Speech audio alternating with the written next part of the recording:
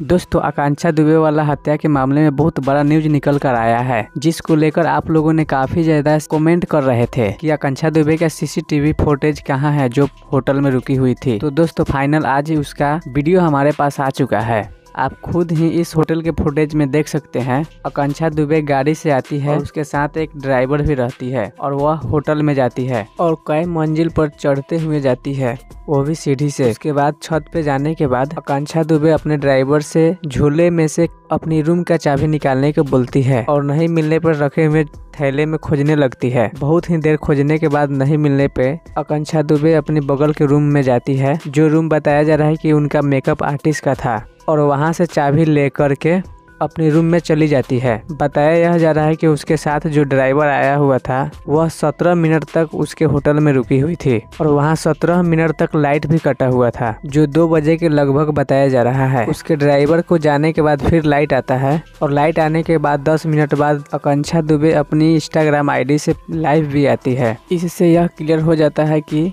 जिस समय ड्राइवर था उस रूम में उस समय तक कुछ भी नहीं हुआ था, क्योंकि उसके जाने के बाद भी आकांक्षा दुबे ने लाइव आया हुआ है। उसके बाद थोड़ा देर बाद ही बताया जा रहा है कि इस घटने को अंजाम दिया गया है। अभी तक यह नहीं मालूम चला है कि आकांक्षा दुबे ने खुद खुशी की है या किसी ने उनका हत्या किया हुआ है। दोस्तों, आपको क्या लगता है, आकांक्षा दुबे ने खुद खुशी की है या उनका हत्या किया गया है? क्या आपको आकांक्षा दुबे के साथ आने वाले ड्राइवर पर कुछ डाउट है? कमेंट करके जरूर बताएं और जाते जाते इस वीडियो को एक लाइक भी जरूर करें।